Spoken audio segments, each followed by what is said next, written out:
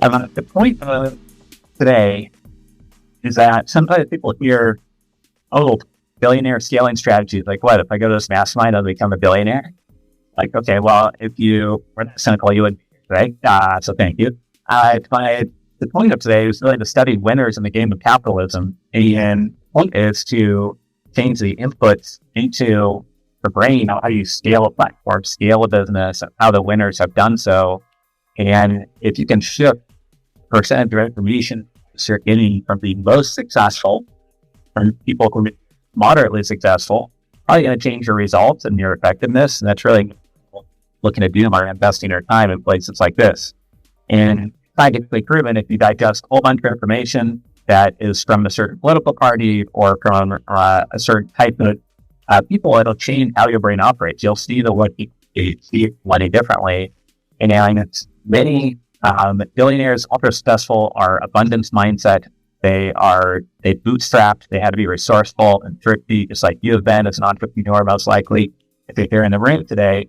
And most of that is studying on people who are very good at this, that's a business. And I say that in pretty confidence because at our events, we'll survey 800 people, 700 people on a phone, and we'll say, how many of you have read hundreds of business books, or at least 100 business books? And most people's hands will go up. But then we'll say, how many of you have read over 20 books that were authored by a billionaire? And 0 hands will go up, or 1 hand will go up, or at most we've seen 5 hands go up. So most of us are reading books from people who are really good at marketing their book, not really good at business compared to billionaires, right? I think if it's a word rumor, the most worst written book ever, if it's written directly from the billionaire and filtered by someone from the sound fancy or look fancy or position themselves, and it's just the direct from a billionaire. That's what I want to be digesting. And the difference is learning basketball from someone, say, Duke University, clicker's time now, you definitely, versus if you could learn free throws and shooting free throws from Michael Jordan, right? Who would you read the book from? Like, obviously, read a book from Michael Jordan first, right? And so that's what today is about. It's not about, if you do this thing, then you're going to become ultra wealthy. It's more about what are the 100 seemingly requirements that are table stakes for being very successful, and mixing a whole bunch of golden threads that tie together a lot of these families to each other. And really emphasizing that if you had a chance to read a book from Jordan on fundamentals of basketball versus a Duke University player, obviously you learn it from Jordan, but that's not what any of us do. We're all studying the people good at marketing their blog in their newspaper articles or in books, etc. And so we're going to shine a light on that today. A little bit of an agenda here, modifying what the planned agenda was, just to do what I thought would have the most value for today, and to adjust to some speaker schedules. And so early in the day, we're going to go over a bunch of common traits. These are things almost every billionaire that we've studied does. And there's always some unusual people who do none of those things. We do work $1 billion plus, and maybe 10 or 20% of people worth $1 billion simply mostly got lucky. But most billionaires are very hardworking, and they do a lot of these different things. And that is true for people that are worth 20 million, 50 million, or 100. It doesn't really matter what your dollar goal is. Your goal could be to play golf every day and only work 3 hours a day. Your goal could be to buy your parents or your siblings a house and retire when you're 55. Your goal could be whatever. It's just about how to scale a platform, scale your business more effectively.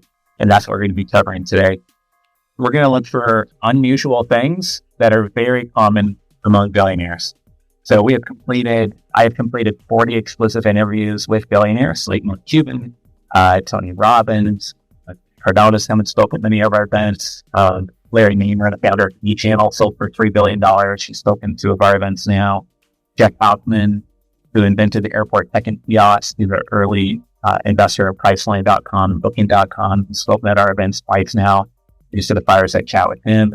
And it's really interesting to look at what almost all the ultra successful do, but almost nobody I know does. Right? That's like the most valuable golden thread to look for and try to focus on. And I think to implement the types of ideas we're talking about, you have to not listen to the opinions of a lot of people around you, and really listen to your own gut, business feedback from your own customers, and then really filter primarily from the people who are the most successful. So we're going to try to provide you with a buffet of options so that we might not like. That's fine. Some ideas maybe are for later, not for right now. So it's like a Ritz-Carlton lunch buffet. You're not expected to eat everything in front of you. It's like you pick and choose what looks good to you right now. Save some ideas for later. Feel free to raise your hand and contribute an idea that's better or smarter or like another case study of something that we're talking about here. If you have an example for the room, we try to avoid, a standard pitch of like, oh, hey, Ryan from Austin, and I do self-storage, and I want to invest in my self-storage deal. It's really great. It's 5% returns. We try to like avoid like a pitch to the whole room type question if we can. And then, if you want political commentary, you can go to any social media platform in the world today and be barraged by that. So trying to have any, offensive religious political statements is just really not the purpose of being here. But I would love for it to be interactive. But some of these will have one question the whole day. Sometimes we'll have 50 questions the whole day. So typically the more interactive, the better for everybody. Join the Family Office Club by visiting familyoffices.com. We look forward to seeing you at our next live event.